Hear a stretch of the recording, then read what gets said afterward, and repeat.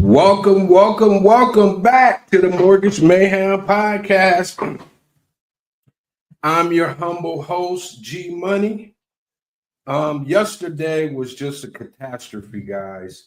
The show was actually recorded, but because of some technical difficulties, we wasn't able to actually put the show on live. So I deeply apologize for that. But we're back here today. I got some humble information from a good friend of mine who's in this space. And, I'm going to take heed to that. And we're going to just keep it moving. It was a great weekend. I was so upset that we wasn't able to record the show yesterday, or we were able to record it, but for whatever reason, with technical difficulties, all you heard was a beeping noise throughout the broadcast. So I was able to get that fixed, and we're here today. Everything should sound live and direct. Shouldn't be any issues at all. So before we get started, let me go ahead and get this little disclaimer out there so we won't have no issues. Welcome to the Mortgage Mayhem podcast, where the mortgage game meets real life, real talk, and a whole lot of chaos. We break down the deals, the drama, and the data behind the scenes of real estate finance, with a twist of street smarts, savvy, and a touch of madness. Before we dive in, here's the deal. The Mortgage Mayhem podcast is for informational and entertainment purposes only. We are not attorneys, CPAs, or licensed financial advisors, and nothing you hear on this show should be taken as legal, financial, or investment advice. Always consult a licensed professional before making financial decisions. Welcome to the Mortgage.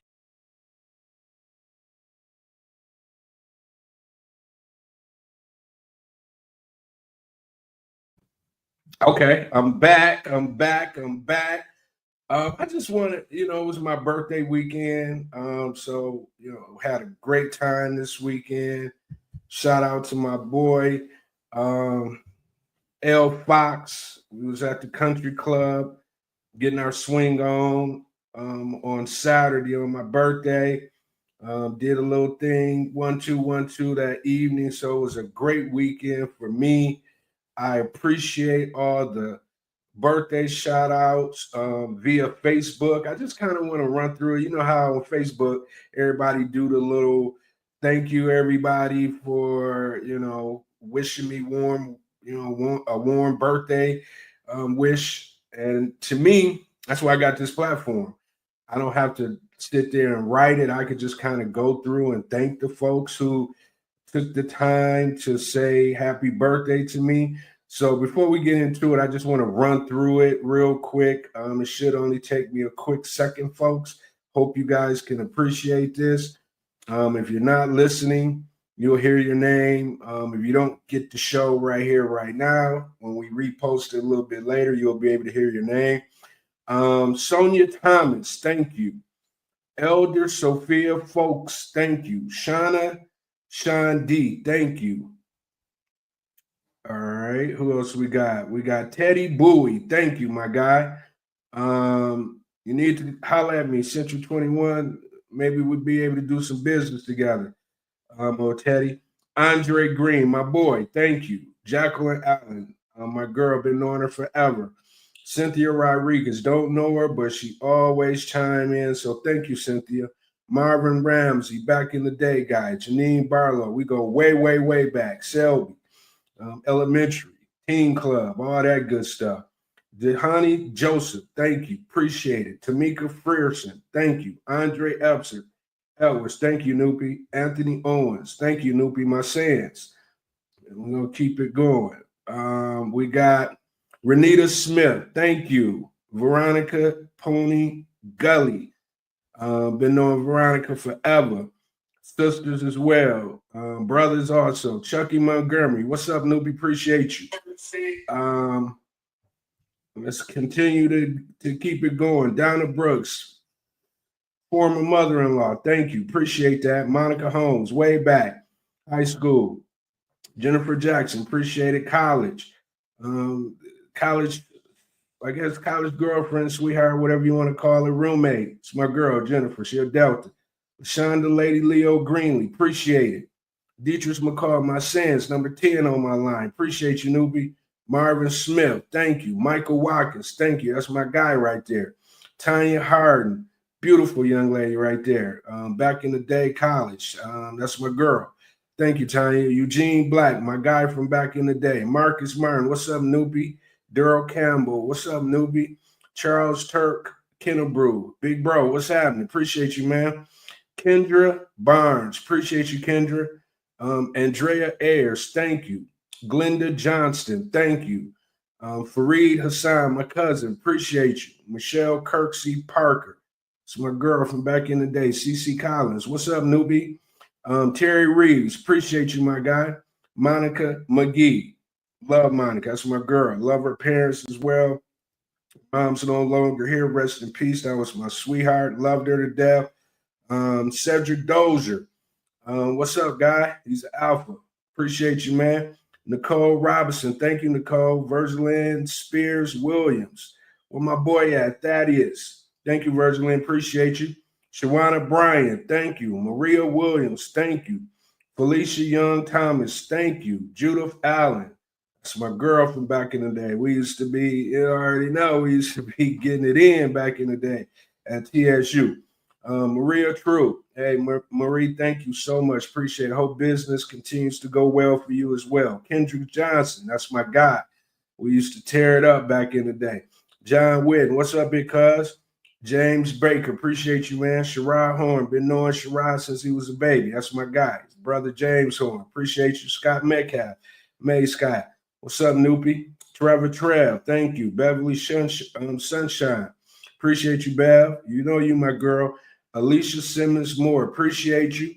Khadija KK, thank you so much. Stacy Morrison, my cuz, what's up, bro?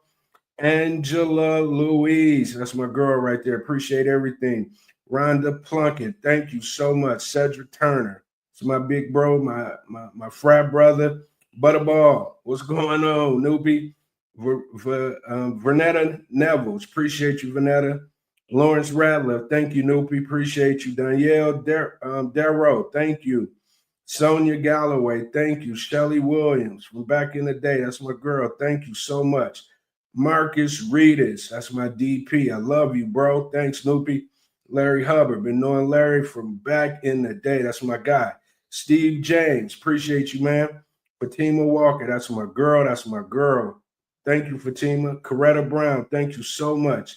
Tara Cook, big, she AKA, that's my girl right there, for real, for real. Gracie Granberry, appreciate you, Gracie. Shonda Brown, thank you so much. Richie Carter, thank you so much. Trudy Turner, Kim Chesum, thank you, Kim, that's my girl. Sonia Marie, thank you so much. Jashelle Cross, thank you so much. Jacqueline Bell, appreciate it. Joshua Parker, Jackie Jackson, Michelle Huffman, thank you, guys. Petty Gilson, thank you. Kendra Dickerson Wilson, appreciate it. Carol Willis, thank you so much, Carol. You got to reach out to me so we can get some business done. Erica Evans, thank you, Erica. RIP to Eric Evans. Sean Crowdy, what's up, Noopy? Appreciate you, man. Carlos Capana. Carlos, thank you so much, man. Sanja Gwen, that's my girl. Appreciate you, Sanja. Alvito Rouser, high schooler, thank you so much. Kimberly Robinson, thank you so much. That's my girl. Tell Noopy what's up. William King, my boy, my frat, my Sands, thank you so much, Noopy. Grateful Turner, Grateful Tuckers, appreciate that. Renee Blake, man, you used to have a big crush on Renee back in the day.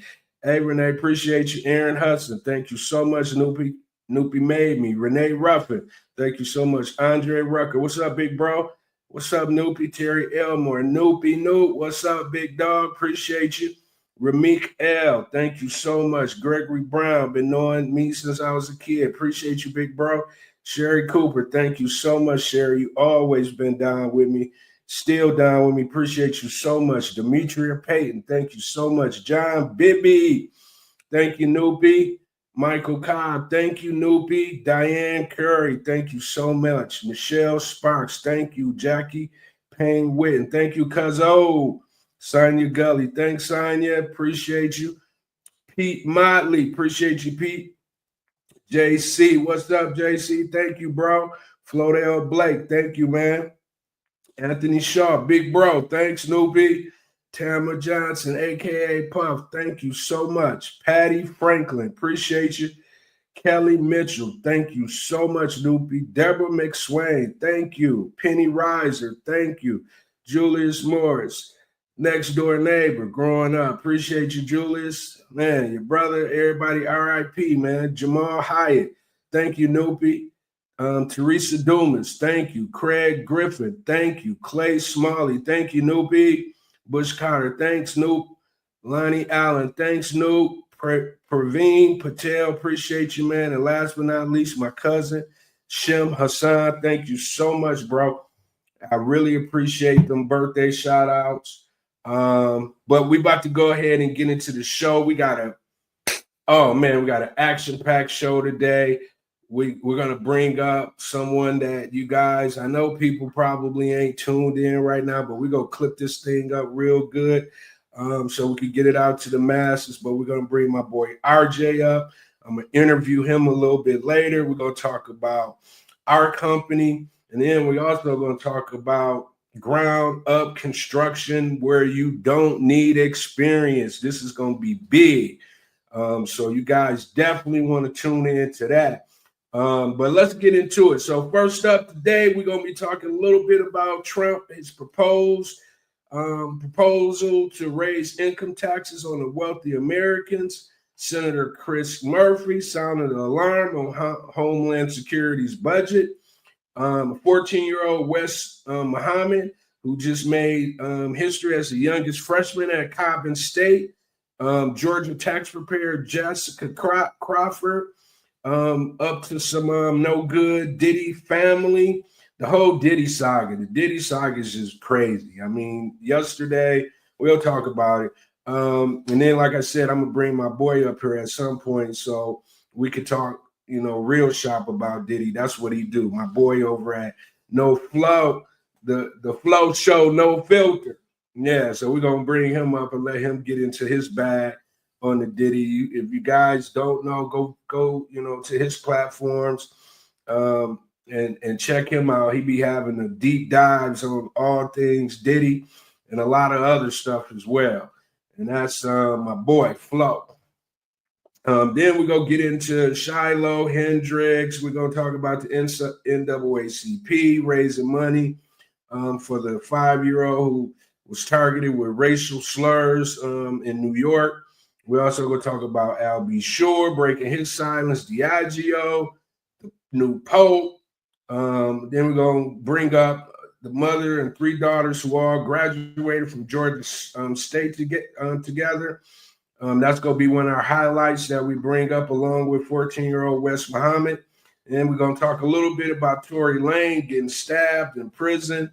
Then we're going to get into FAMU, who's facing backlash for considering Marva Johnson, the lifelong Republican, as its next president. So we're gonna talk about that. Seen a couple people online going crazy about that. Then we're gonna talk about the 49 white Africans who have been granted refuge by the Trump administration. So yeah, I'm gonna give you my insights and things on that as well. Then we're gonna jump off into a couple mortgage hacks, of course. And then we're gonna bring RJ up, and then we're gonna have some fun. I can't wait till RJ come up. Today is that day. If you haven't been watching, today is today. We're getting ready to get into that mortgage mayhem breakdown of some products that if you really in the game, then this is, if you're trying to level up in the fix and flip game, your next step is to go ground up construction, which a lot of investors are actually doing right now. So it would be, it would behoove you to pay attention and to, listen to how we break everything down today. So let's get into this. Let me get out up here. Okay. What we got going on up in here? Where is our guy at? Da da da da da.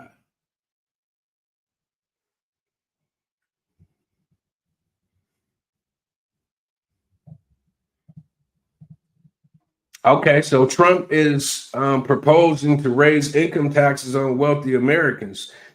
There's a lot said, but we'll see. But Trump has proposed raising income taxes to 39.6, excuse me, for individuals earning over 2.5 million a year.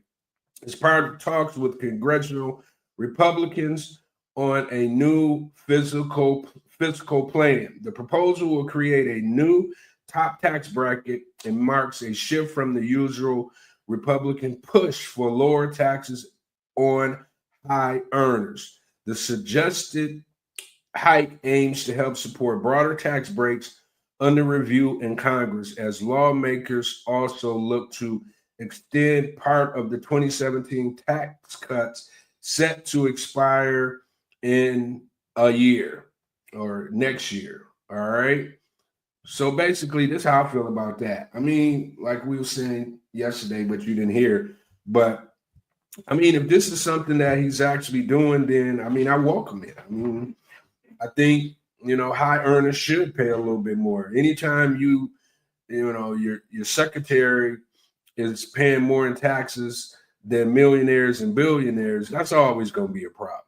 And in order for the world to actually go around and for things to be able to be paid for, streets, roads, we got to tax people, especially high earners. I mean, we all should have a little bit, left over to be able to give a little bit more in taxes. So, it's more communicative to me.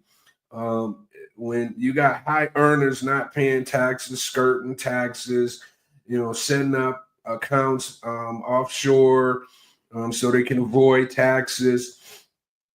To me, you cheating America when you do stuff like that.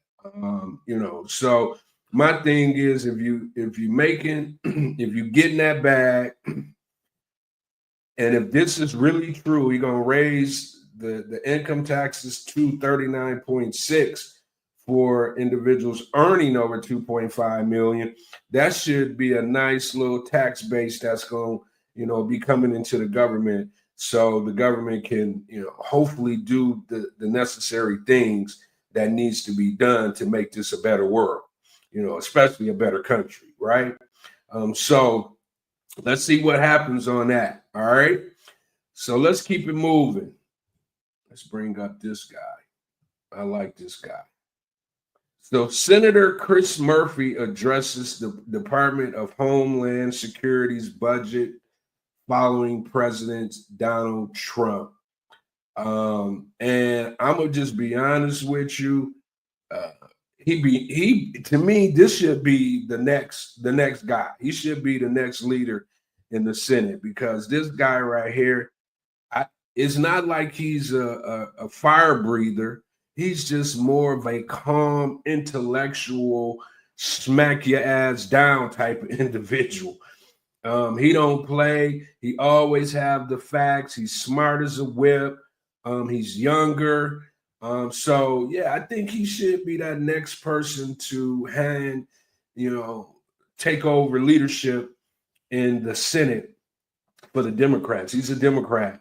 But anyway, so he basically, I've seen the person who heads up the Homeland Security Secretary Noam. He had her in front of Congress, is going over her budget, and he just put the lethal smackdown on her. But here's what happened. So basically, the Department of Homeland Security's budget following President Donald Trump deportation initiative during a Senate Appropriations Subcommittee meeting regarding the department's budget. He remarked, when I say he, this is Chris Murphy, "You are spending as if you don't have a budget. you are on the verge of running out of money for the fiscal year. He further explained that the Department of Homeland Security will likely exhaust its funds for immigration by July and argued that the department is not providing migrants with due process they deserve. He also highlighted the case of Kilmar Abrego Garcia, a man deported to El Salvador despite a Supreme Court ruling ordering his return to the U.S. Murphy criticized Secretary Nome for refusing to comply with the court's decision, emphasizing the importance of adhering to the rule of law.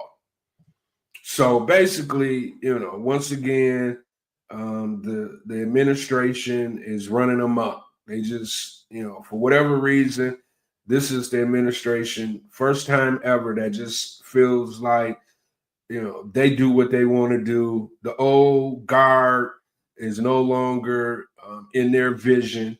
They pretty much create whatever kind of chaos that they feel like they want to create, and in turn, they try to make it seem like they're making America great. I get what they're trying to do with the border, but we got laws. You got to follow the laws. That's what I don't like about this administration. I get it. They're trying to do things the way that they want to do it, but no other administration ever has, went outside of actually following the laws, especially laws or decisions that comes down from the Supreme Court. That used to be, a thing where you didn't even have to have discussions. The Supreme Court was the arbiter of the last word when it comes to our laws here in this country. And in this case, they're just ignoring the law or the ruling that the Supreme Court came down with. And then on top of it, you have a budget. This is like your family budget as well. You can't just do what you want to do. You have a set budget. You have to stay in the restraints of that budget. And in this case, the secretary is just, running through money. The Senator Chris Murphy basically was like, they'll be broke by, the end of July. And you still got August, September, October, November, December. And he basically was saying that they're just running shop with the money because, of the border or whatnot.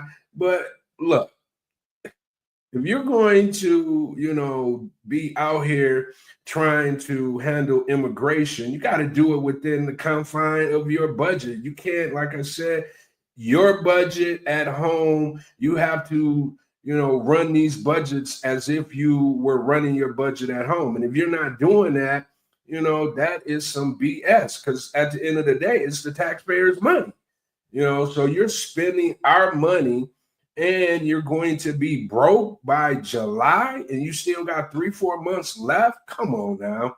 We got to do better. And I know these people, they have to be smarter than this. I mean, I get it. They feel like they just, running over everybody. This is just what they do.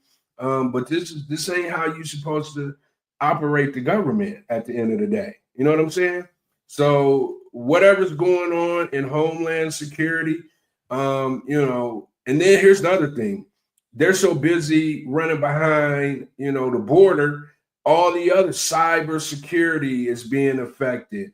Other folks, other bad people out there, because we're paying so much attention to what's going on at the border.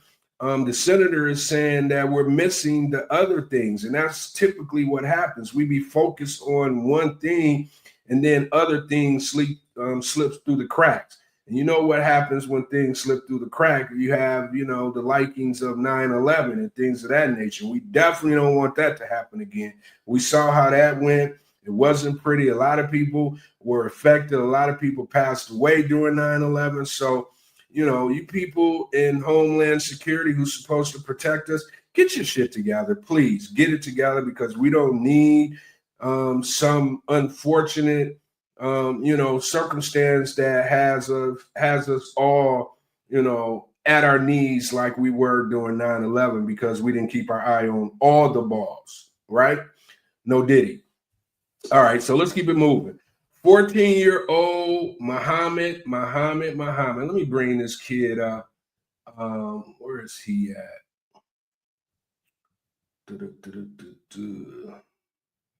Where is my guy, Muhammad? Nope, that ain't Muhammad. Okay. Anyway, so 14-year-old Wes Muhammad from Baltimore, Maryland. We like to highlight individuals who's out here doing big things. And this guy made history by becoming the youngest freshman ever admitted to Coppin State University in its 125-year history. He enrolled as a cybersecurity engineering major on a full scholarship. 14-year-old Wes Muhammad from Baltimore, Maryland, made history by becoming the youngest freshman ever to be admitted. This is what I'm talking about right here. Let's get this guy a nice little round of the things that he's out here doing. This is big. He's only 14, guys, and he already out here in the ways of the world. So by the time he's 14, 15, by the time he's 16, 17, when most kids are getting ready to go to college, I'm assuming he's probably going to be, moving on to get his master's. Sometimes we have these geniuses, and it's just good to see, something positive from our YNs, right? A lot of times we hear all the negative things about our young people when you have, people like this that's, coming in, handling their business. Of course, he's bright, and he's, making history at the same time. So big up for our guy, Wes Muhammad from Baltimore. He don't even know that I'm sitting here bigging him up right now, but he deserves it big time. He definitely deserves it. So give him a big, shout out, round of applause. His name is, once again, Wes Muhammad. So if you want to just kind of look him up, maybe DM him, continue to congratulate him. That I'm pretty sure will help, continue to motivate him as he, tracks through life as a young genius. All right. All right. No, we don't want to talk about Diddy right now, but we definitely gonna get into some Diddy talk here in a second. Where's my people? All right, so let's talk about this Georgia tax preparer who's sentenced to 8 years for assisting her clients in a multi-state $3.5 million pandemic unemployment fraud scheme. And then she took a cut of that money up front. Her name is Jessica Crawford, a Georgia-based tax preparer who has been sentenced to 8 years in prison for her role in a large-scale pandemic unemployment fraud. She pleaded guilty in late 2024 to wire fraud and filing false tax returns as part of a multi-state federal fraudulent probe was tied to the pandemic assistance program. Crawford submitted more than $3 million in fake claims, often using made-up businesses or false details for her clients in return. She collected a portion of the payouts. Authorities uncovered her operation through client text messages, and undercover IRS agent exposed her tactics further when she helped the agent set up a fake landscaping business and filed a fraudulent return worth over $12,000. Between 2020 and 2021, Crawford submitted over 12,000 tax returns with bogus information, including fake business losses and inflated child and earned income tax credits. So, the proof is, pretty much in the pudding. Most people that was out there scheming back during COVID, you're pretty much going down from every indication that I can see. So she's no different. She 1,200 fake tax returns. How you think you're gonna do 1,200 fake tax returns and not get caught? How you think you're gonna do all of this and not get caught? And you're out here sloppy. You're doing business with whoever because you're trying to make a big buck, and you come to find out once they bring a hammer down on you, the person you thought you was getting money on or getting money from was an IRS agent. So the FBI was on you from the start. And I don't know if this lady has a family or whatnot. I feel sorry for them if she does. I get it. People always trying to make a quick buck, but you can't make a quick buck when you're doing wire transfers, when you're doing legitimate white collar crimes. This is not going to work. It's never worked. Nobody gets away with it. And especially when you start getting into the millions of dollars, like that's just going to go, unlooked at, uncovered. That ain't how the government works. You have people out here that's looking for this stuff. This is not, just anybody. You're talking about the folks, the alphabet boys and gals. They don't play around when it comes to this kind of stuff. And they understand how many people tried to cheat the system, when all of this money that was supposed to go to legitimate businesses who were in financial dire strait. So those individual businesses who actually needed the money ended up, falling by the wayside because you have people like this, running around scheming and scamming. So I don't really have any sympathy. The only sympathy I have is for her family because she knew what she was doing when she got herself in, when she, thought of the idea one day, somehow, somewhere that she could potentially, get away with this. And a lot of times these folks do this. They buy silly stuff. They do silly stuff with the money. Then they have to go to jail for 8 years. Life's ruined. You're a felon now. You'll probably never be able to really get another tax job, because it sounds like that's what you do. So, you do the crime, you gotta do the time. That's pretty much all I can say on that.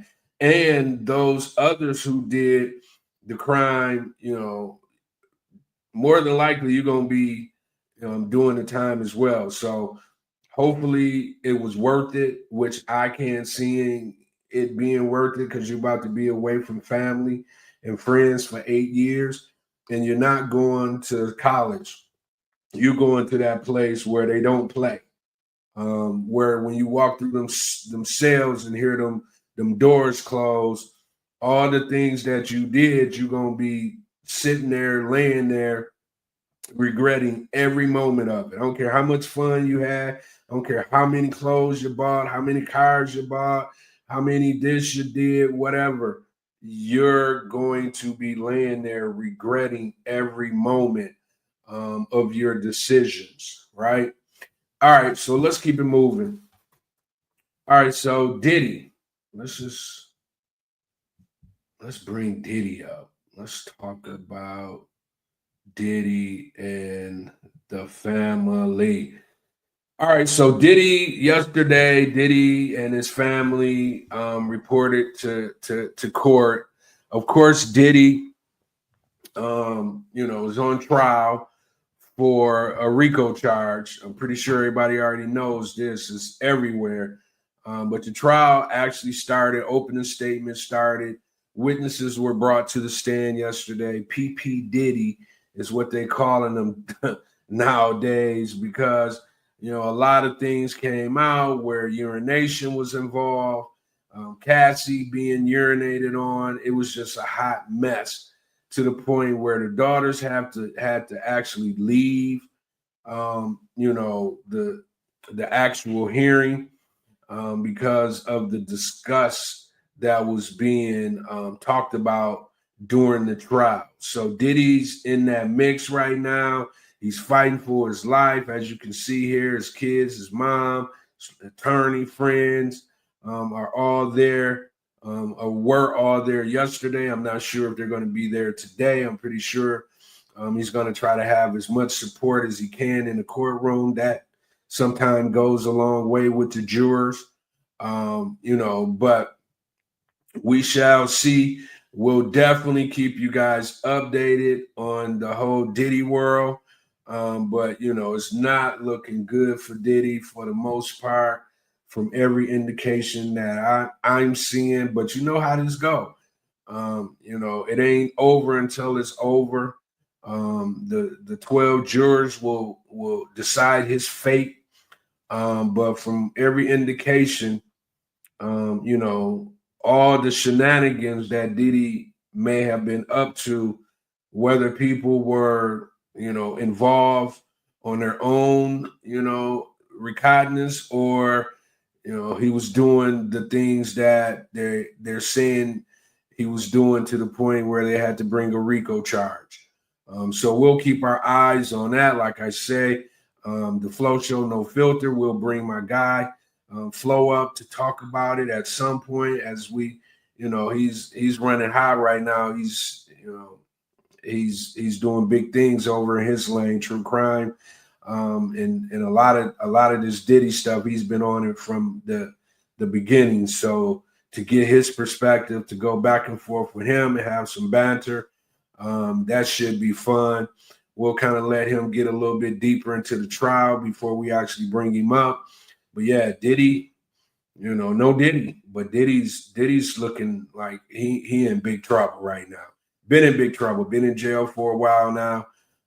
But the case is going down. They're say Cassie's probably about to be on the witness stand.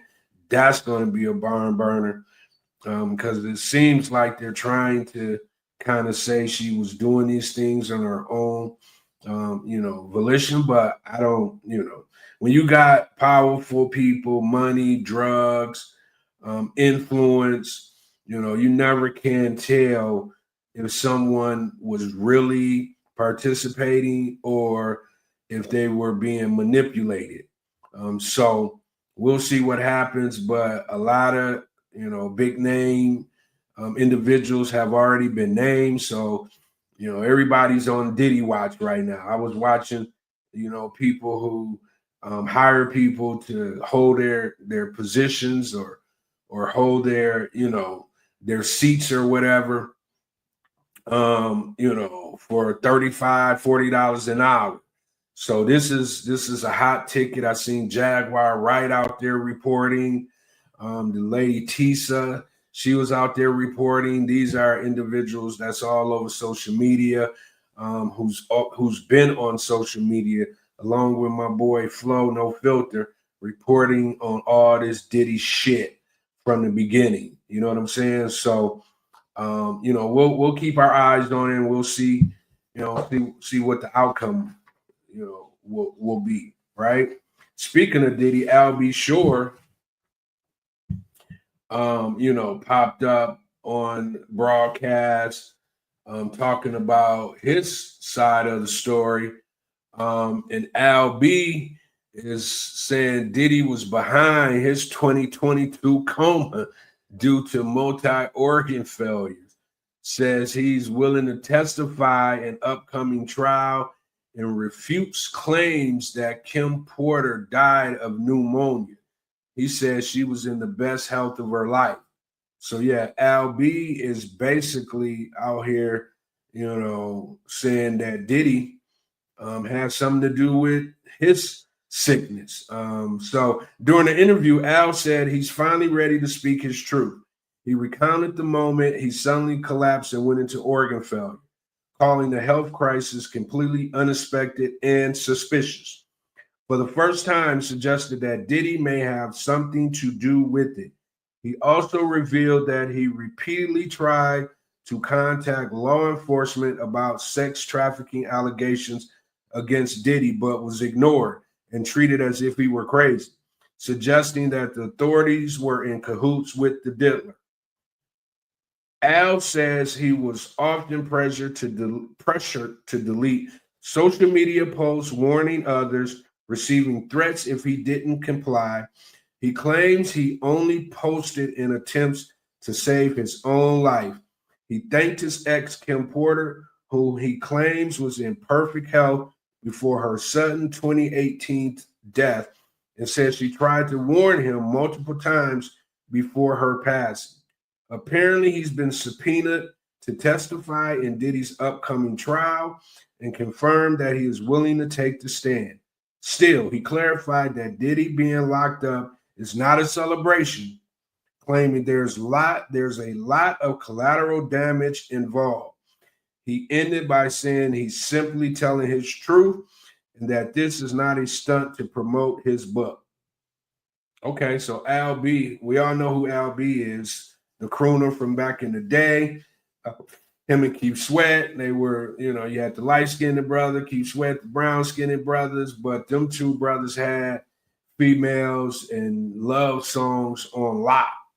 I almost want to say the majority of the individuals that are here today are here with the background of those individuals there. Playing, you know what I'm saying? You had Al B with all kind of hit songs. You had Keith Sweats with all kind of hit songs. Y'all know what the songs were. So this is definitely something that we want to keep our eye on, because it sounds like Al B Shore is bringing that pain. It could be because he's trying to sell a book, but Al B knows something, and he has something that he wants to get out there. So we'll see if he testifies in the Diddy trial. But Al B is definitely on Diddy's ASS. You know what I'm saying? No Diddy. So we'll definitely keep our eyes on Al B because it seems like Al B has a story to tell, and he's been waiting to tell it. He just seemed like he just been waiting for the opportune time, to get that out there for the most part. So yeah, we'll keep an eye on Al B, and then we'll see what he brings to the table. All right, let's keep it moving. So the new USA has a pope. The new US born pope has Black, Creole, and Haitian grandparents from New Orleans, Louisiana, but says he doesn't identify as a Black. So the brother of the newly elected U.S.-born Pope Leo, John Prevost, confirmed to the New York Times family records unearthed by a genealogist who found that Prevost's family descends from Creole people of color in New Orleans. John Prevost confirmed records showing the maternal side of Pope Leo's family can be traced back to at least the 1840s among free people of color in New Orleans, though he clarified his family does not identify as Black. The historical records were revealed by Jari Honor, a genealogist with historic New Orleans collections, a research center documenting the city's history, who told the New York Times Leo's maternal grandparents were people of color, Pope Leo, no doubt about it. And Representative Troy Carter, who's a Democrat from Louisiana, who represents New Orleans, also released a statement Thursday highlighting Pope Leo's ancestral ties to our Creole and Haitian family, saying he was proud as a Black man and a proud son of New Orleans. So I went to Catholic schools growing up, Duquette Catholic, Powers Catholic. So I understand the importance of the Pope. He's beloved. He's for the people, especially the people that are in need. And he's godly. For the most part, nobody's perfect, but he's as close to it as we can, define here on this earth. That's why he has the power of being the Pope. And trust you me, it's a powerful position. It's just not, a position in name. The Pope is a part of, a huge following, not just by Catholics, but just by people all across the world in general. I think I've seen two popes. This will be the third pope in my lifetime. So the popes are a big deal. And in this case, they're saying that the Pope may have a little bit of that, melanin in his system. Which sounds like it's the truth. And the brother who's been kind of running around on different broadcasts, talking this ish, brought this to fruition. But of course, they're going to try to downplay it. They're going to try to say he's not, because there's never been a black pope.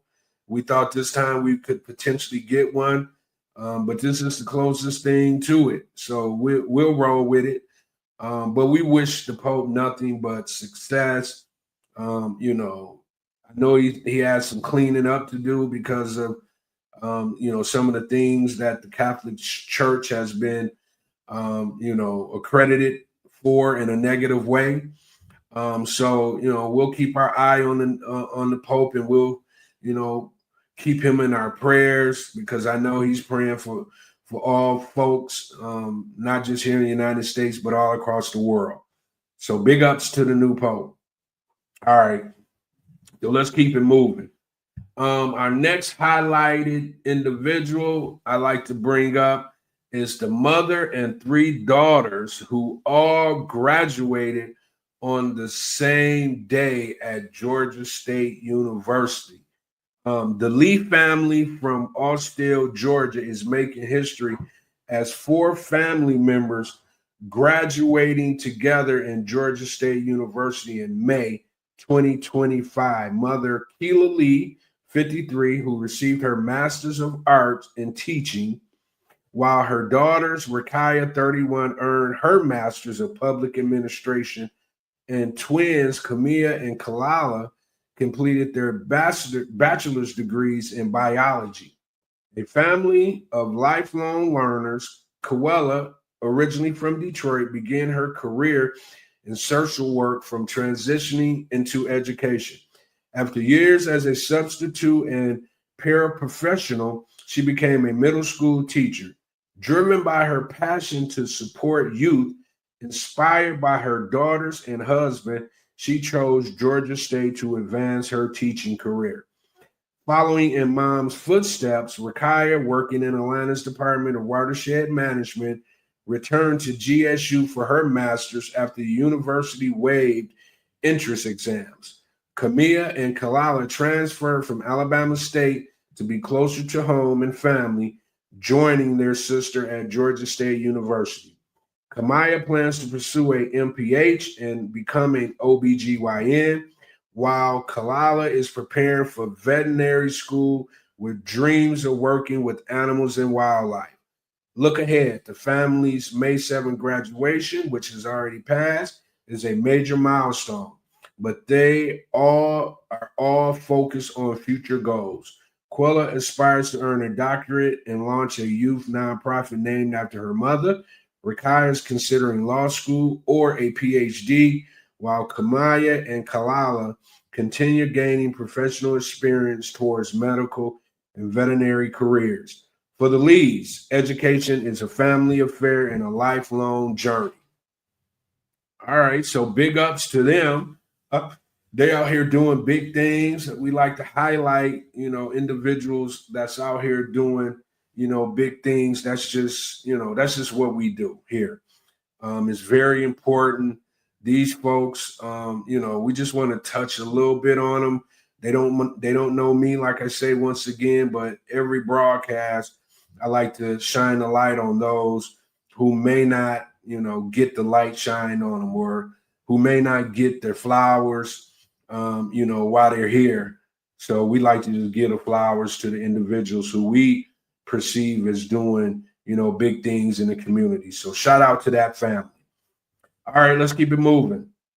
Tory Lanez is in critical condition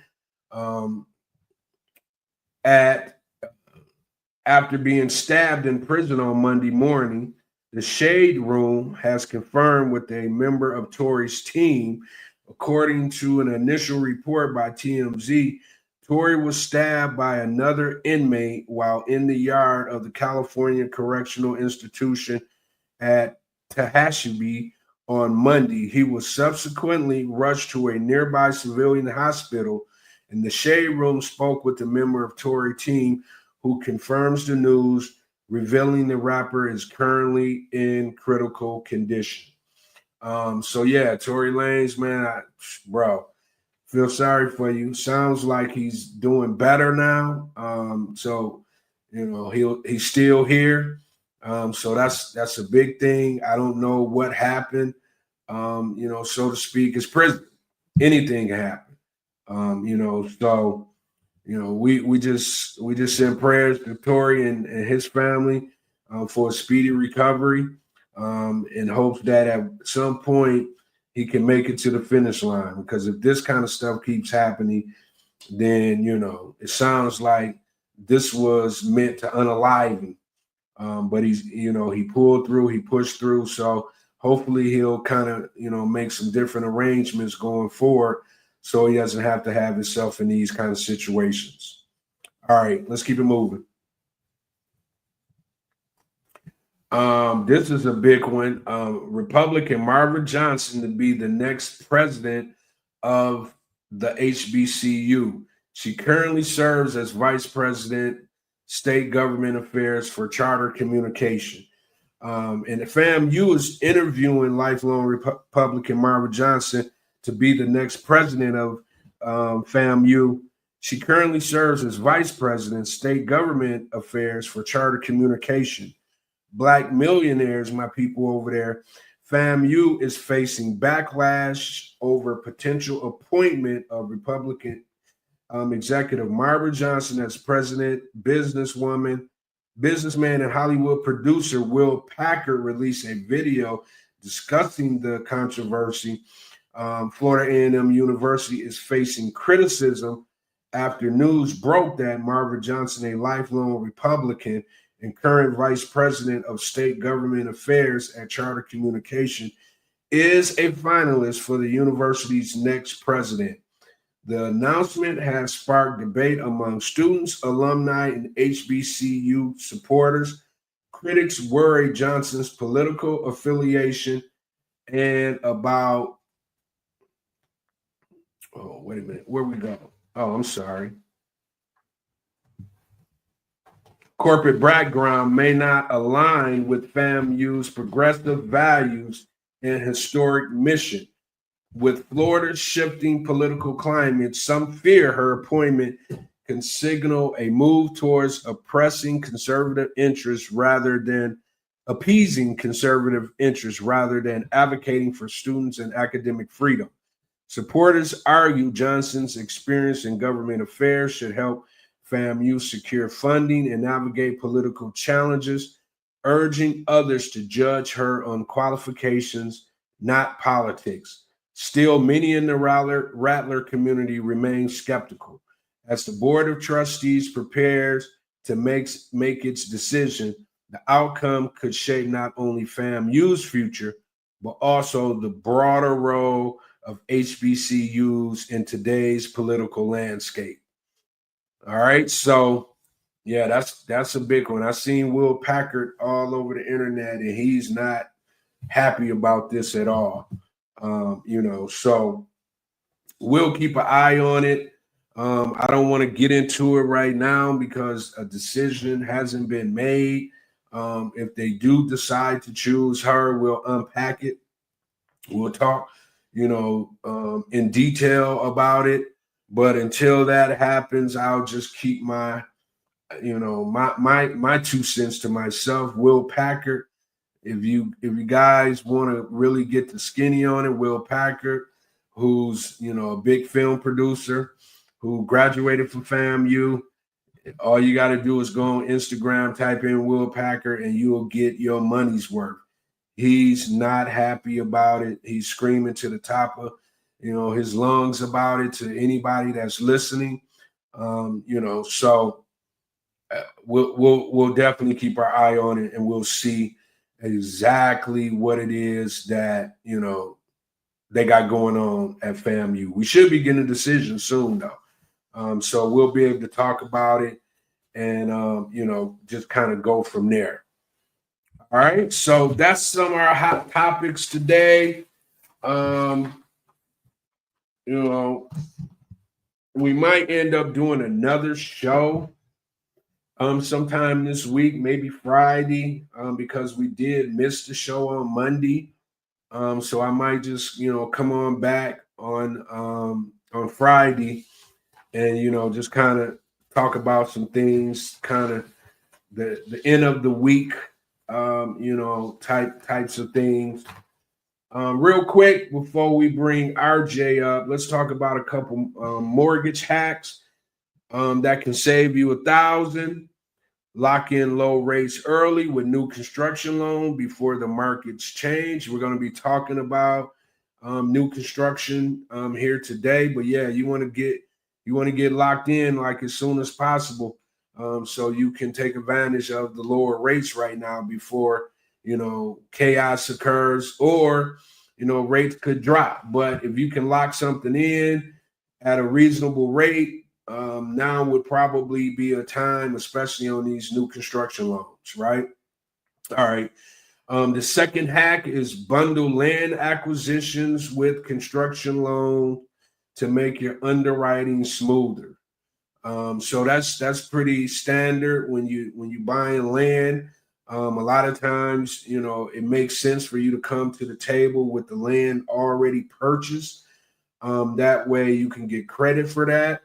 And it'll help you save money because you don't have to finance the actual land because you will own it outright. So this is definitely a good hack for our new construction folks. And we're just talking about new construction hacks today because we're getting ready to go into a whole spiel about it. So look for local incentives and opportunity zones for major savings on new builds.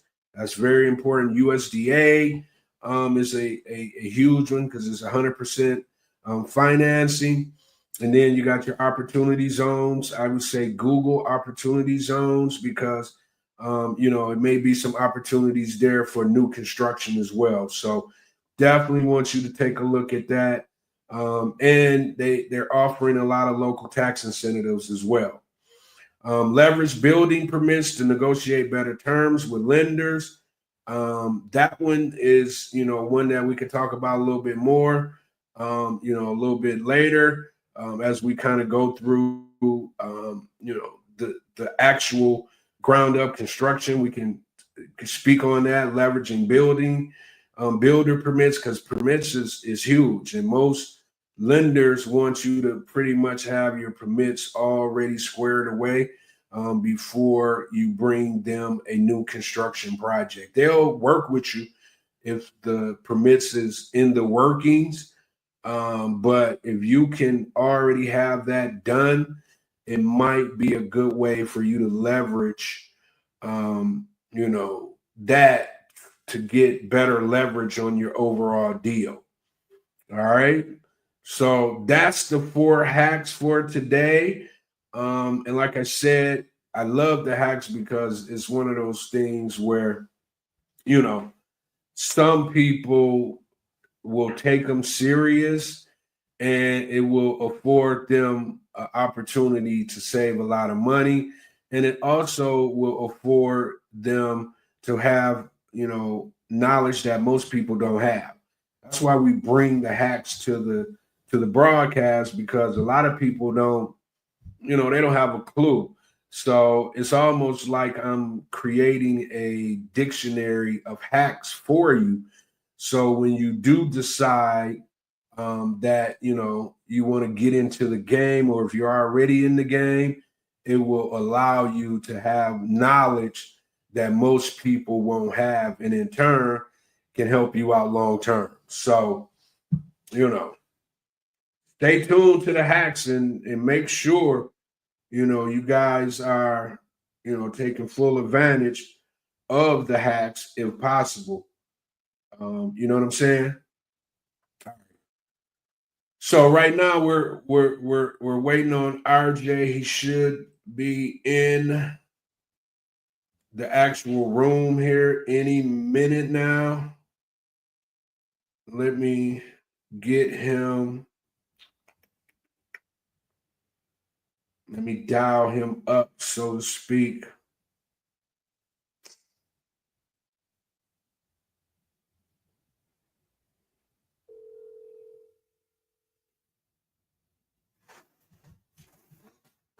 You coming on? Okay.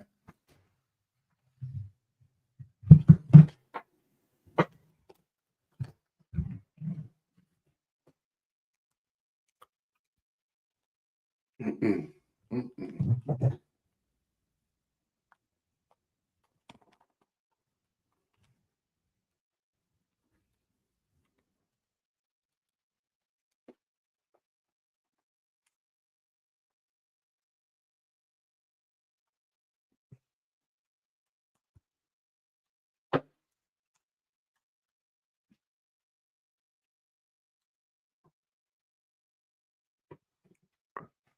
Mic check.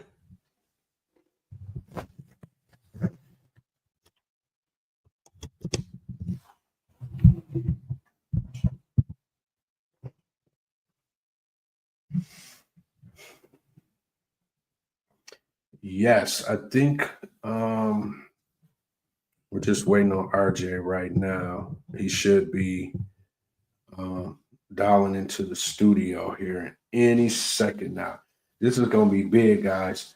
Um, I like stuff like this. This is our first interview, of course, but I love stuff like this because, it allows us to really do deep dives with professional individuals who's in the space, so to speak. And then, you get an education, right? And that's what we're here for. We're here to educate. We're here to help. So we're going to bring RJ up to the stage. RJ's my guy, my business partner.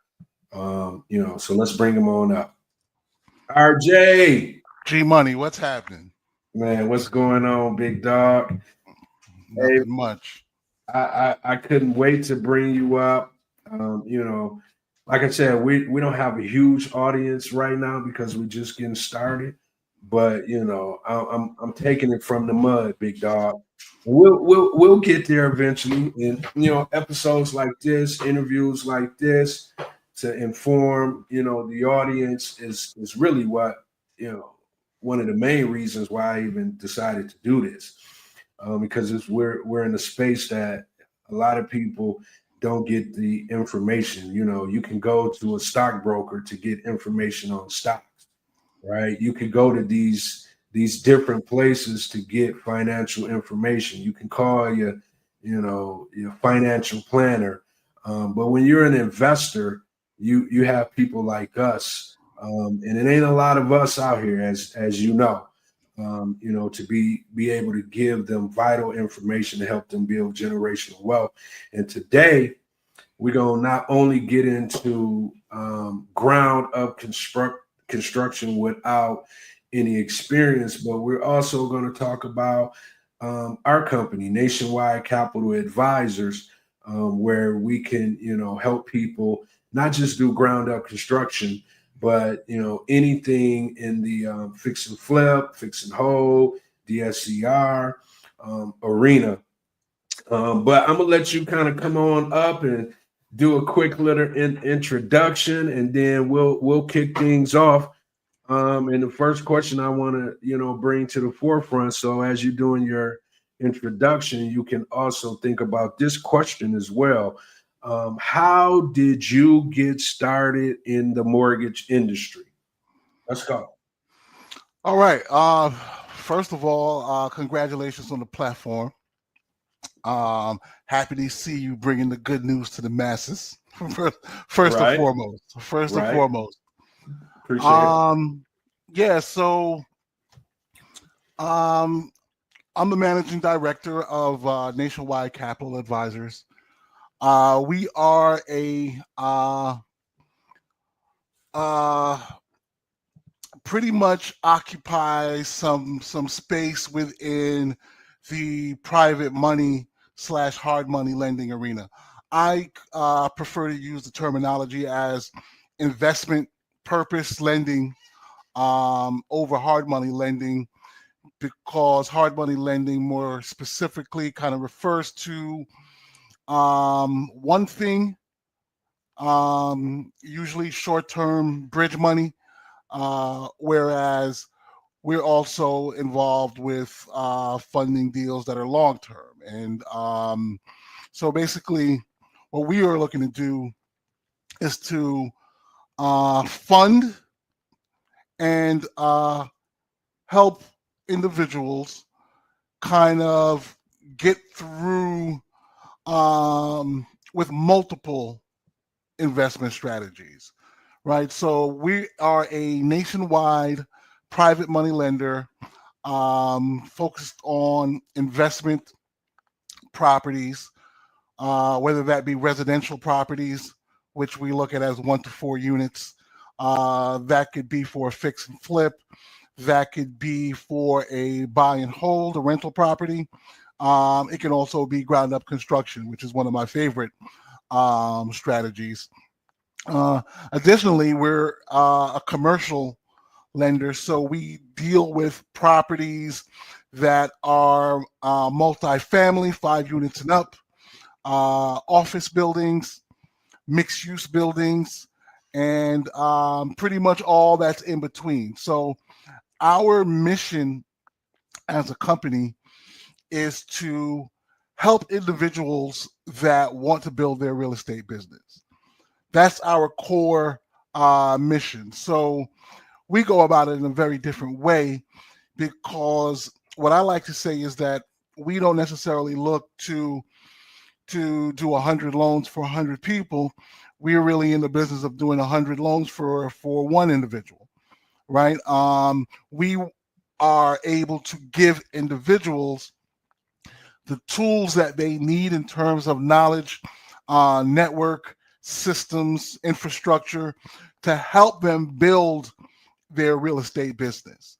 We want to be able to get people away from the influences that are around that are not necessarily vested or really involved with a particular investor's growth, and kind of looking to just take from them without really giving back, right? So we're looking to develop a partnership with an individual investor where they can rely on us for information, of course, for financing, for direction, for networking, and for anything that they kind of need to be able to get through a project successfully.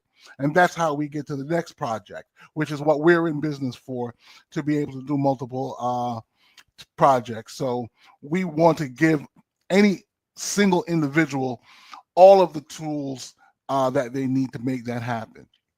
So Right. when it comes to how I came into this business, I was lucky to benefit from some nepotism. Basically, I have an older brother who is an accountant by trade, and he was in the mortgage business and brought me in pretty much at the bottom level. I started as a mortgage processor for his company. From there, moved on and became a loan originator and a loan officer. And then from there, I saw a light, and that light led me into something that I really had a passion for, and that is for the investment side of the real estate business.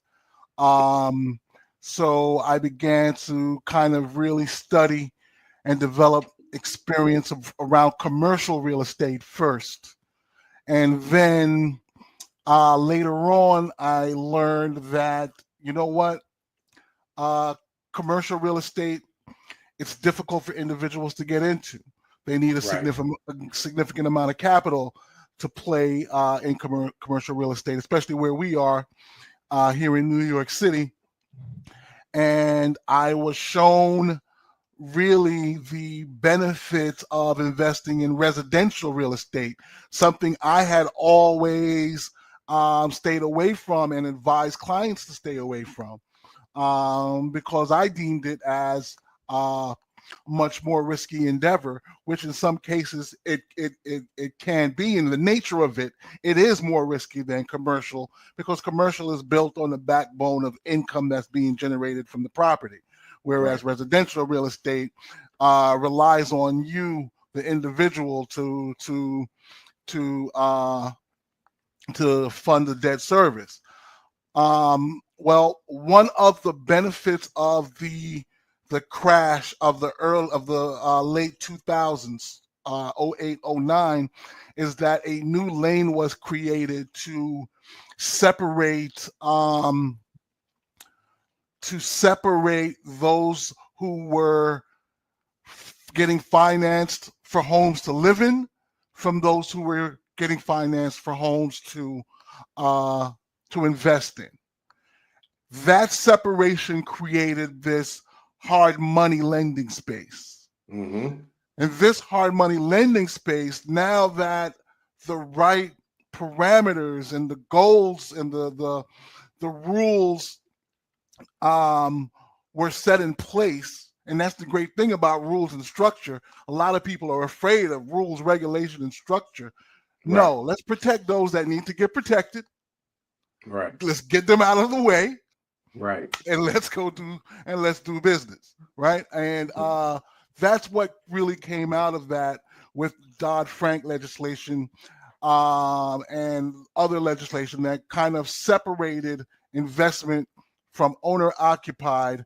And now these particular financing programs made a big headway in mitigating that risk that you had before with residential investments, because now we're doing business to business lending, and all of our products are designed to facilitate that. Right. So I was lucky to learn that from some of the best companies in the country, and was able to take that, build on it, and develop a platform where we kind of went away from their very cold approve or decline method into a approve or tell you how we're going to get approved method. Right. So that's it. Yeah. And it's a very exciting business because there's just so much dynamics to it. Whether it is, single family fix and flips, or, a 2-family in Texas, or something in Seattle, Washington, and everything is a little bit different when you add in all of the pieces, right? So our company is built on all of that experience, knowing how all of the components of a deal are underwritten and evaluated, and allowing our customers, our clients, to get the benefit of that, so that the deals that they're doing are not a situation where they have a deal and they're shopping for financing, but more of, we have a deal and Nationwide Capital already said go. Right. Because they've already reviewed this, and not only reviewed it, but gave feedback, and over a period of time maybe has developed this particular person to the point where they can target properties, conduct initial underwriting, and take it step by step before we even see it. But all of our clients know through our portal that they can enter a deal into our portal just off of, hey, I drove by this house, 55 West Murray Street. Put it into our system, and our team already starts to work with them to do the basic due diligence to determine if it's a deal or not. So that's really our core belief. We're looking to build real estate investors. because that's how we win in the long run.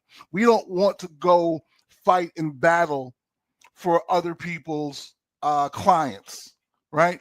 As much as we want to create a loyal, productive client base that can that where we're both vested and fully invested in their deal and in their growth. So they grow, we grow.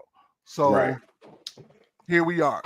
Hey man, I really appreciate that breakdown, man, because when people like listen back to this, you know, sometimes people can look at us and think or figure that we may not have the information.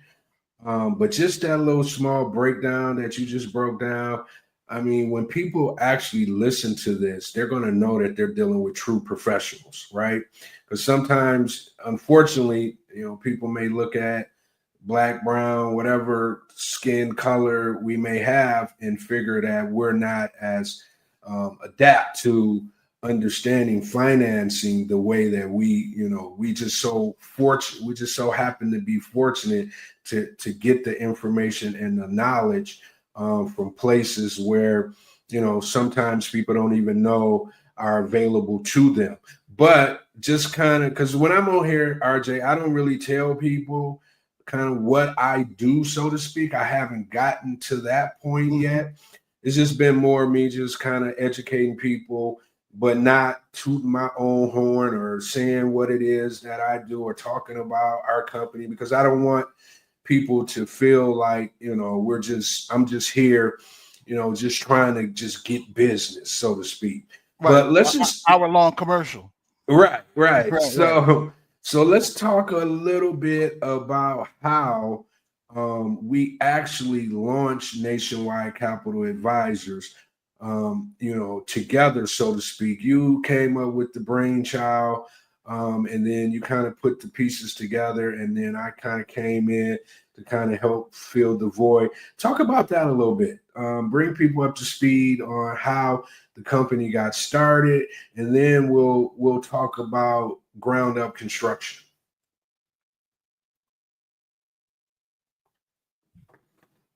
RJ, let me bring them down and then bring them back up. Are you there? Are you back? I'm good. Yeah. Okay. Did you hear me? No, I lost you. So I don't know if it okay. was my internet. I don't think it was. I don't know. Yeah, you froze. What I was saying is, you know, when I come up on you know, on the platform, I don't do a lot of braggadocious. I don't talk about, you know, what I've done, what I'm doing, so to speak. So I want to just kind of give the audience an opportunity to kind of, you know, get a gaze behind the scenes on how a company that we've started is actually launched, like what goes into that, and just kind of walk people through what we had to do to get to this point. Wow, that's a man. That's a lot right there, G.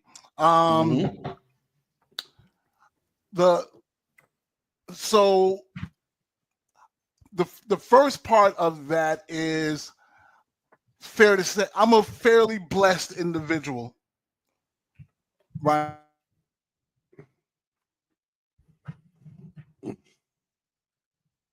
Hold on.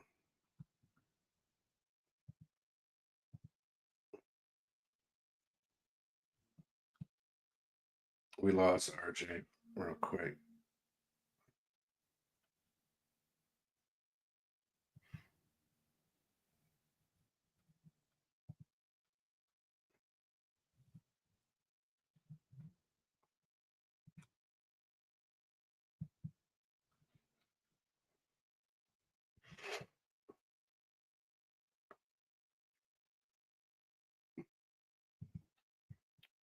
RJ. Okay, there we go.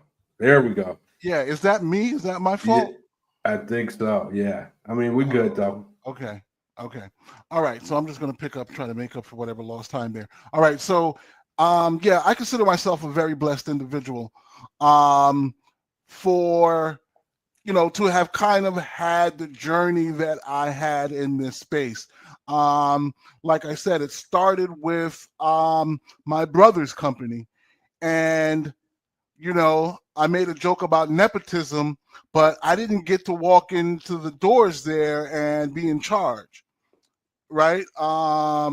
Which is a lot of my training. A lot of my training is in management, right? But I didn't get to walk in the door and be in charge. I started as a loan processor. And for those that don't know the industry, the loan processor really does a lot of the grunt work behind the scenes, making sure loans are being moved through. But the detail that is required by that job in terms of having to review documents, knowing why you need certain documents for certain things, and starting to kind of connect all those dots was great training for me.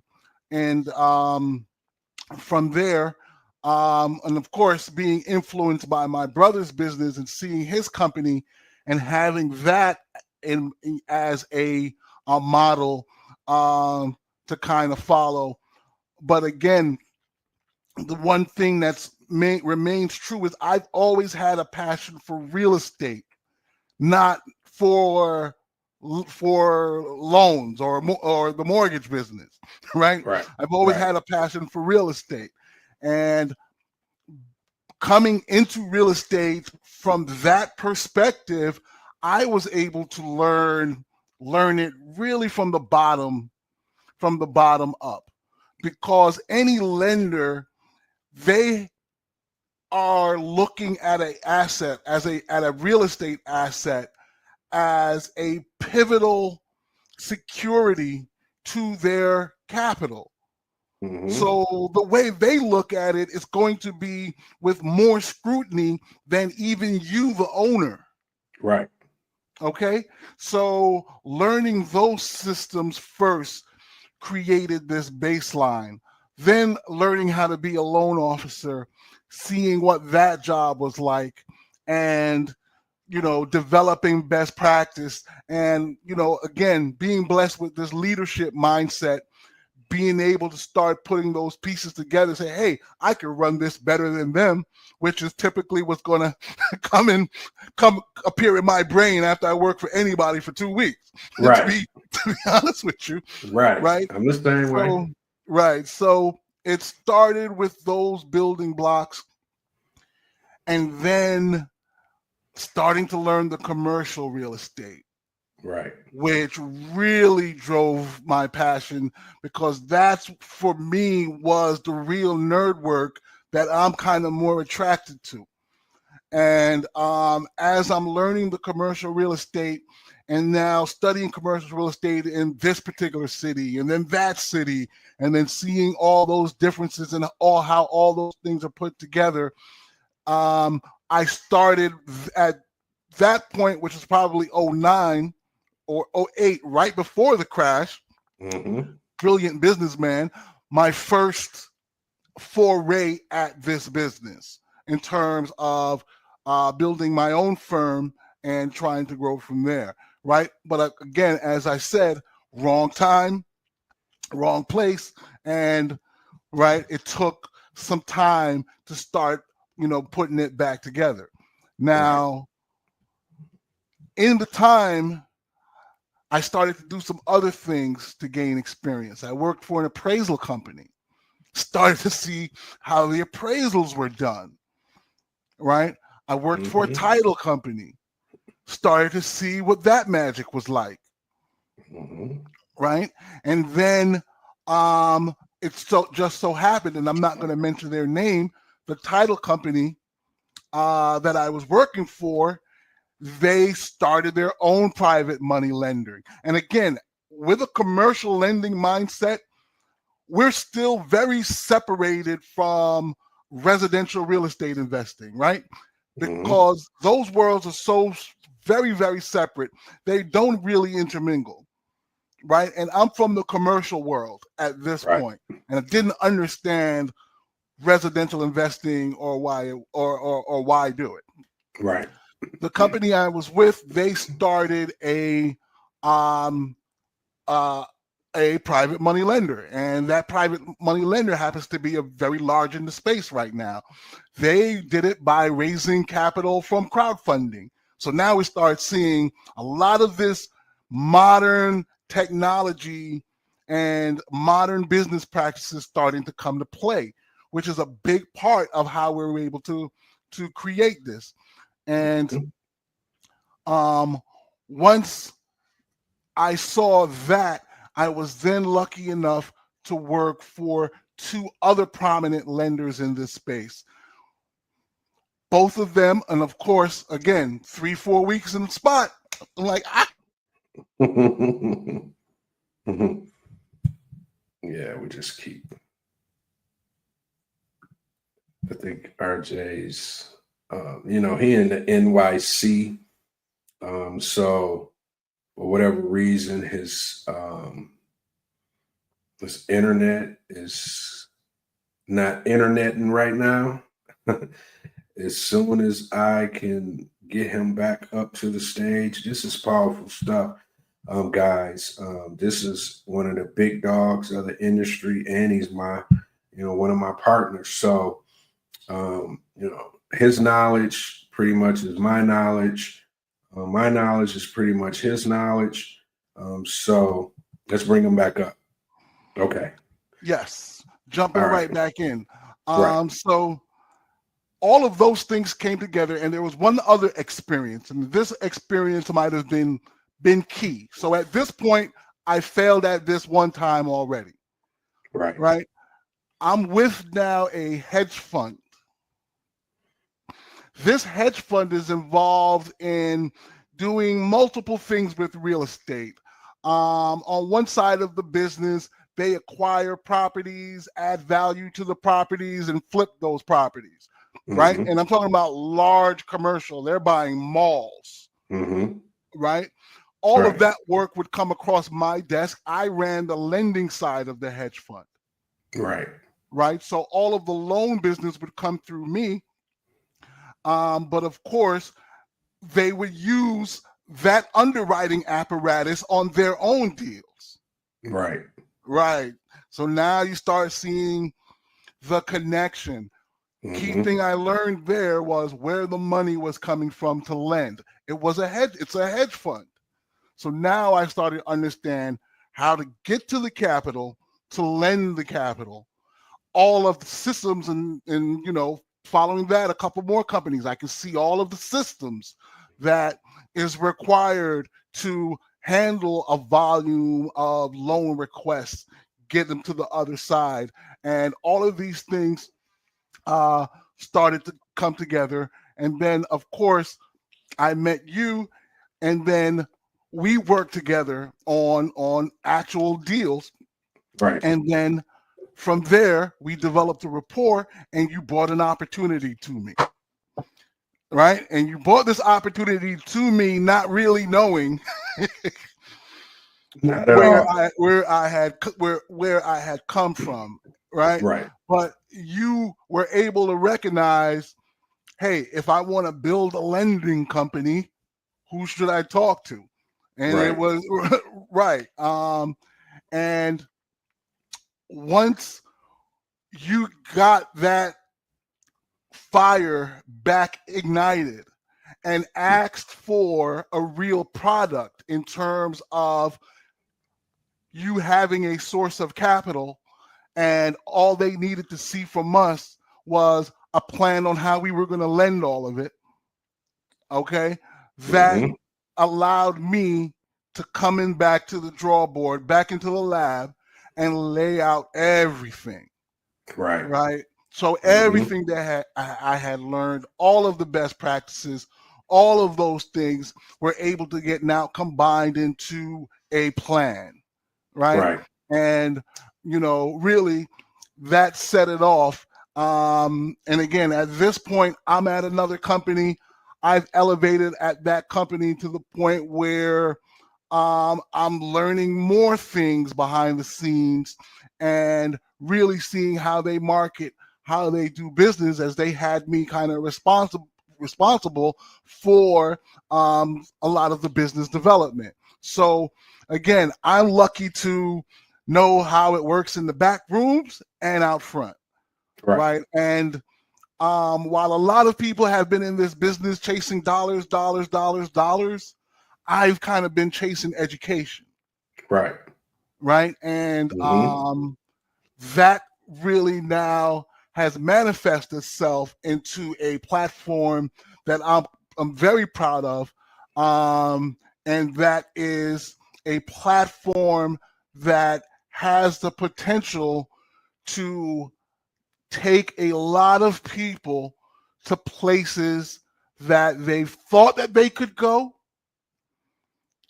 They want to go, but they don't know how to go.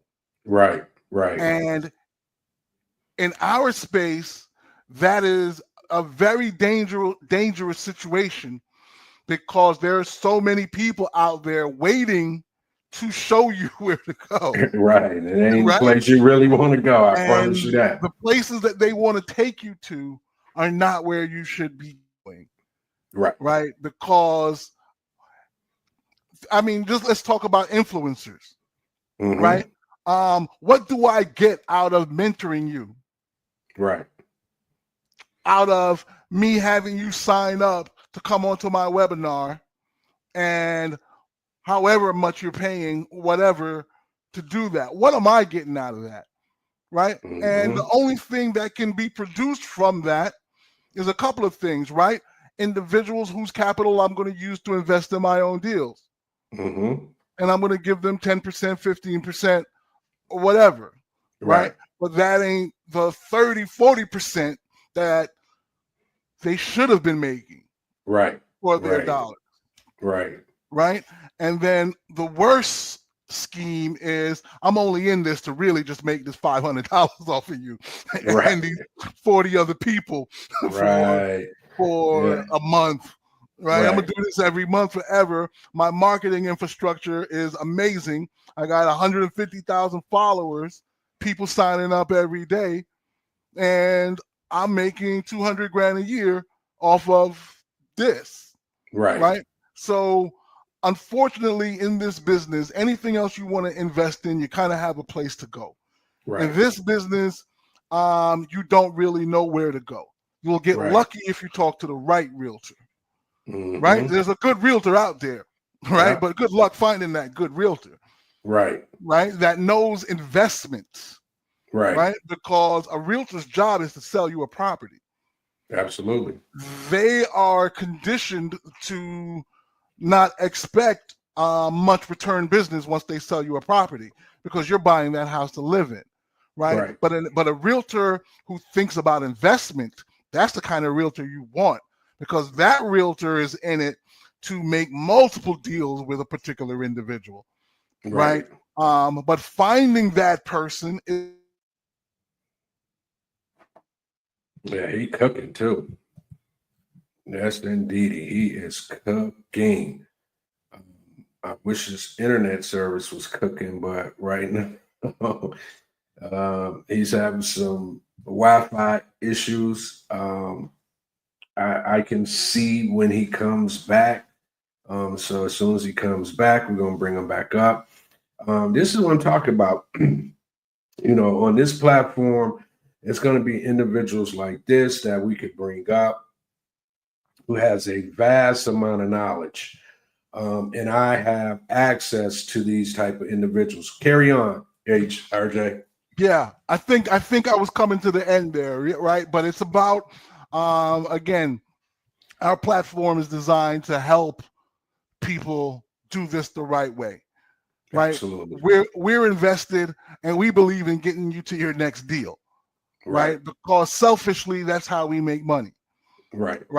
Is your growth. Right. We want to take in individuals from $100,000 deal and get them to a $50 million deal throughout their investment career. Right. So that's really what we're built on. Right. And here's the thing, guys. Once me and RJ locked in, like I said, we know our strengths. I'm more of a go get the deals kind of guy. He's more of a technical kind of guy, which allows us to work in harmony, right? But RJ, let's kind of keep it moving and let's talk about some of the products, right? And one of the products today that we want to talk about is ground up construction without experience, right? It is a product, folks, that a lot of people could take advantage of, but a lot of people don't even know that it exists. And I'm talking about veteran investors. I'm talking about new investors. In this particular product, a lot of lenders like ourselves don't even have in their arsenal. So this is big. And this is one of the portions of this interview that we're going to cut up and get out to the masses, because we need people to know that this particular product is available. Now, it ain't just any Joe Blow coming in and not having experience. There are some particulars that you must have in order to participate in this particular, program, but it's available. So let's clear this up for everyone, RJ. Can someone really jump into a ground up construction particular deal without prior experience? Break that down for us. Okay. The answer to that is absolutely yes, right? First, some context, right? When it comes to the pantheon of investment deals that you can do, ground up construction is among the most difficult, right? Whether that be residential or commercial construction. But we're going to talk about really residential construction here. The reason being is because, like I said earlier, lenders are invested in what you're doing, and your failure is catastrophic on their end. Absolutely. Right? So your experience that you build in investment purpose real estate is vital to how we look at you as a sponsor or borrower. Okay? For example, if you're just doing a fix and flip and it's your first fix and flip, we're not going to lend you as much money as we're going to lend the guy that did 8 fix and flips. The guy that did 8 fix and flips, we're going to try to fund his whole deal. Right. Right? The person that's doing their first fix and flip, we want you to have a higher level of risk, right? In terms of your personal perspective, to kind of give us additional guarantee that you're going to be able to complete the deal. So your experience is important in grading you, right? That's just on a fix and flip.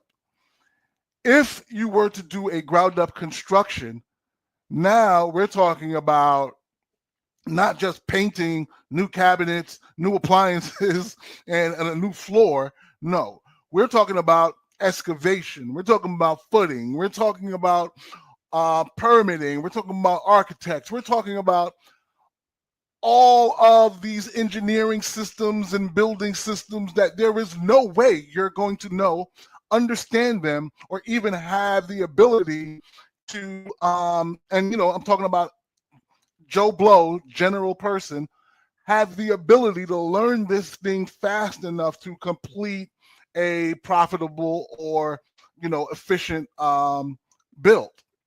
All right. So the general guideline is no experience, no construction, right? You would always have to become a builder, fund it yourself for your first few before that we could finance you. All right. We have our core ground up construction program requires you to have built 3 houses, right? For us to be able to finance you. All right. Mm-hmm. Now, this particular program, we have looked to solve the conundrum of, well, they can't get experience because they can't get funded, right? So how am I going to get the 3 builds under my belt if I can't get one? I can't get the money for one. Right. I got 100,000, but I don't have 350. Right. Right. I got 250. I don't have 350. Right. Right. You got 300. You're screwed. You can't pull that off. Right. Because again, the ground up construction is a higher level of risk. Right. But there's a much higher level of reward. So in our ground up construction, we will fund with no experience, but similar to how if you were doing a fix and flip with no experience, we're going to lend you a little bit less, right? But we're going to fund your deal. And we're typically going to fund your deal at about 70% of your total cost, right? So for our boilerplate example today, I'd like to say that you bought a piece of land for $100,000. Okay. You know what? I have an example in front of me. I'm going to use it. You bought a piece of land for $75,000. Right. You have construction cost of $225,000. Right. That is a $300,000 total cost. Okay. On that, we would lend a total of 100% of the construction cost. So the construction cost being $225,000, we're going to fund 100% of that, right? And we're also going to fund a portion of the land. Now, the thing is, when you're doing ground up construction and you're acquiring the land is not going to cost $300,000, $400,000, $500,000, $600,000, depending on where you are. You're building in Boston, that land might cost you $600,000, right? But you're building, in the Midwest, you might be able to get a piece of land for $75,000. Right. And that's why this works so well, because if you can get that land for $75,000 with $225,000 in construction cost, you can build approximately 2,000 square feet, right? And that property may sell for $450,000, right? So in the breakdown here, right? Let's say you buy for $75,000. All right, and you're going to build for $225,000. You have a $300,000 closing total cost. All right, we're going to give enough to cover the full cost of the build, which is the full $225,000. And in most cases, we'll give a little bit back to you towards the land. Right. And even in a situation where you're purchasing the land, right, you don't own the land yet, we're going to go to the closing table with you, and you're going to get a portion of whatever the price of that land is. Let's say up to about 50% of the land, right? That's not going to be exact numbers. Once we plug in the numbers, we'll have an exact number for a particular deal. But just generally speaking, that's kind of how it's laid out. So this now gives an individual an opportunity to take a 12-month loan to build a single-family residence. And here's the most important part to this, G. That is a vital need in our communities. Absolutely. The construction of new homes. Exactly. All across the country. Right? Yeah. And that's where the rubber meets the road. Exactly. Right? Because your construction of a new home, I mean, I couldn't begin to describe to you. Let's say you do this and you get this, you go through this one. As you know, while I'm optimistic, I love to present deals to clients in a much more pessimistic manner. Right? Absolutely. Don't blame me if I try to discourage you from doing a deal. Because I will try to discourage you from doing a deal. Right? And again, influencers say this and this and this and this. We're not in that business.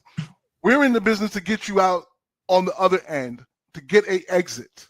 Bring Right. you in this way, you can see it coming through the camera shot. Oh, Mhm. there it is. And then Right. and then you got to go Right. out that way, right? Exactly. Yeah.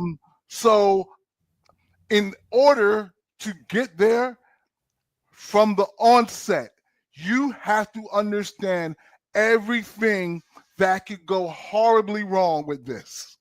Mm-hmm. All right. Now, Well, that leads to my next question then. yeah. We probably got about a good 20 minutes left, RJ. Okay. We got to be done here before 2.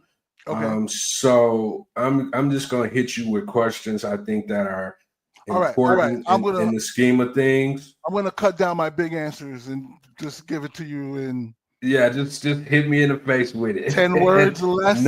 No Diddy. Yeah. Man, I don't know if you can hold me to 10 or 15 words or less. No, you ain't gotta go. We only got a couple more good questions. Okay. But just kind of piggybacking off of what you just got through saying, how important is it having the right team around you when you're starting fresh and ground up new construction?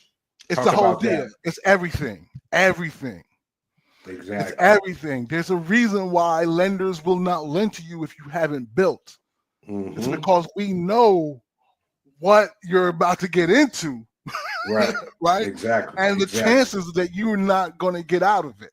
Right. So, there is a happy medium, but lenders don't really do common sense. Mm-hmm. Right. This program is a little bit more common sense. You got a good credit score. You got a little bit of money, right? You got a good piece of land. You're in a good market where we can see that the value is going to be this on the back end, right? Mm-hmm. You know what? Let's do the deal.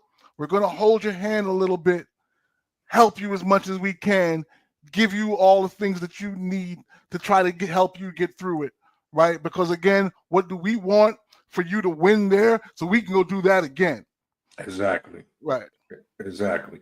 All right. So how does Nationwide Capital Advisors support those new ground up construction individual investors? How do we hold their hand through the process to make them feel comfortable about the transaction that they're about to partake in because it's brand new to them? Yes.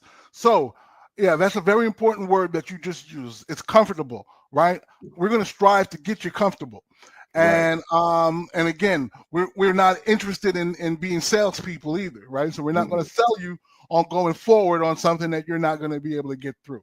So once I tell you all of the horrible things, if you're still giddy and you're still ready, then I know that we can get to the next step, right? Your team is vital, and you're going to go through growing pains in terms of finding the right people to surround yourself with. But we're going to advise you and help you identify potential contractors and partners. We're going to potentially refer people to you that we've already done business with. And we're going to try to give you all those tools to find the right people. We're going to tell you, hey, we like this person or we don't like this person, right? So you're going to get a chance to rely on us to be like that consigliere, that second in command that you can bounce ideas off of and get real feedback, right? And that goes all the way through the process, including targeting the right network, finding the right people, getting out of situations with the wrong people, because that's a part of it, right? This is not going to be perfect. It's not going to be just smooth sailing, right? It's business, and you got to be prepared to pivot and go another direction sometimes. So we're going to put in those type of contingencies. We're going to help find the right people. We're going to help vet them. We're going to give access to all of our experience and all of our tools. Okay. Well, speaking of that, are there certain red flags we look for when first-time investors are deciding to, or when we decide to fund a project? And what's one mistake you see rookies make over and over again? So when it comes to the type of people that we want to work with, to be honest with you, I have really one overriding qualifier, and that is an individual that actually wants it, right? And again, me being pessimistic and presenting the project in a pessimistic manner is part of filtering out individuals that don't really have the thick skin and don't really want it, right? They want that money, but they don't want it, right? So that's what we're looking for. Those individuals that want. We find those individuals that really want it, and we're going to invest in them, right? Because we know where they're going. They just need stepping stones over the water so that they can get to where they want to go. So that's kind of what we're looking for. The second part of your question, I forgot. What's one mistake you see rookies? Got it. All right. Here is the one mistake. The mistake, falling in love with the deal. That deal don't love you. Right. Absolutely not. You can't love these deals. You can't be out here loving these deals. Right. If you know, you know. Right. Exactly. Right. So, the deal is the deal. The numbers are the numbers, right? You're going to know if we can project $100,000 profit, or if we're only going to project $20,000 profit. We're projecting $20,000 profit, but you love this. You love what you see. You love what you're about to build, right? And what you're about to do, right? And you're going to go through it no matter what, right? And when all those pitfalls and all of the things that we advise you were going to happen, that those dominoes start to fall. That $20,000 profit that we warned you was minimal, right? Now gets eaten away after the 12-month deal turns into 14, 15, 16, it's over. Right. 17, 18, you're calling your lawyer. Right. Yeah. Right. Yeah. 19 and 20, you might have got kicked out the house. Right. Absolutely. Right. So, and again, you say beginners, but I see experienced people do it too. Right. Even with the number, I've seen an investor doing a huge build in San Francisco that cost, where he needed to have $15 million to do it, right? He only had 12. Right. So now when we can't finance him, what is he doing? Shopping around, right? And the more lenders you see, the more likely one of them is about to lie to you. Right? Absolutely. So that they can get a $10,000 deposit from you, get you going down the line for you not to get anywhere. Absolutely. Right? So if you had 12 million, do a deal that costs 12 million, make your $2-3 million profit. Right? Instead of trying to do a deal that costs $15 million, where you're going to, make a slightly more profit, but all of the time, effort, waste of relationships, contacts, your word starts going to,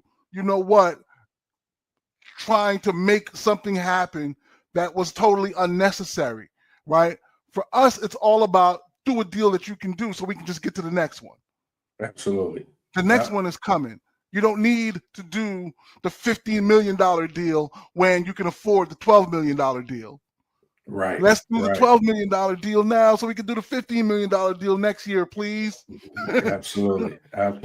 So, absolutely. Yeah, that's it. All right. Well, and guys, look, we're going to bring RJ back up. I mean, more than likely, I'm going to try to get him to come up at least once a month, unless he wants to come up more. But RJ, I'm going to hit you with probably one or two more questions, and then we're going to get out of here. And this can be like a two-part question. You can just kind of sum it all up. If you could give one piece of advice to someone listening who's thinking about getting into ground up construction, what would it be? And what's next for Nationwide Capital Advisors and our push into ground up projects? If I could give one piece of advice, it's going to be find the right place to build. Mm-hmm. Find that place where the need is there, Mm-hmm. where the cost template, right, makes sense. And that means, oh yeah, in this particular city, I could buy land for 100, build for 200, and sell for 500, right? Mm-hmm. You can see those three markers, right? Land available at this price, construction costs generally at this price, ARVs are in this range, right? Find the place where that is and learn that market, right?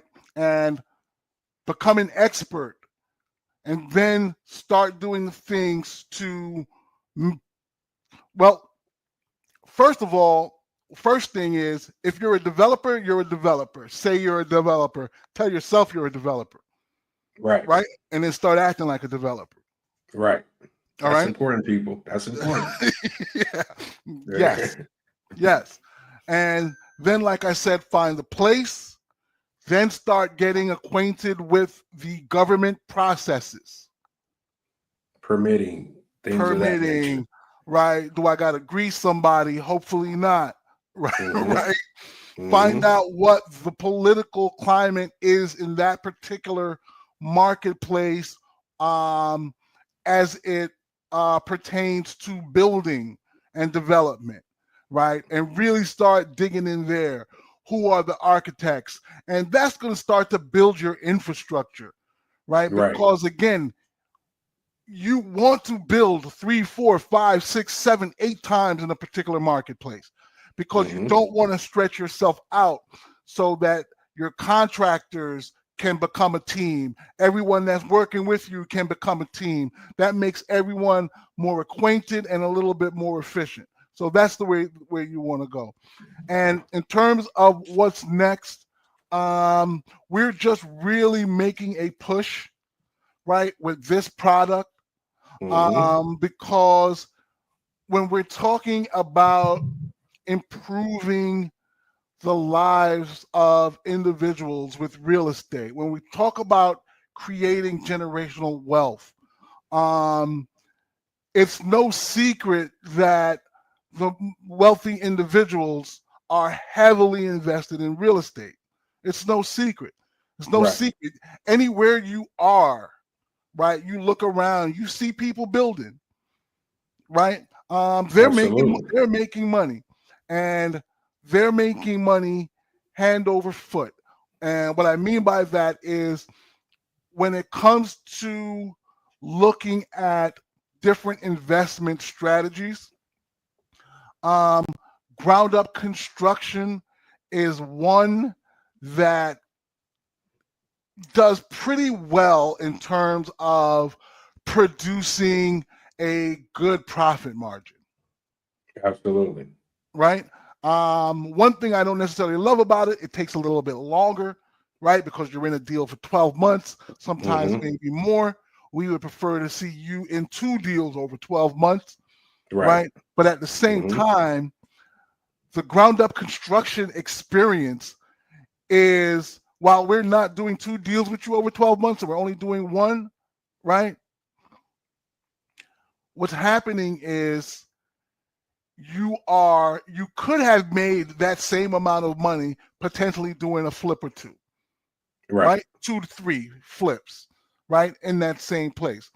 But the ease of execution when it comes to identifying the place where you can get the land, the construction cost, and ARV, that template carries over without you having to do work to look for properties. Right. Absolutely. Right? Because nobody's buying the land. Nobody's buying the land. Right. Right? You're not going to get in a bidding war over land. Right? So that's the one of the biggest benefits. But most importantly, it's an investment that we're making, because no, we may not make as much in the short term with this particular client.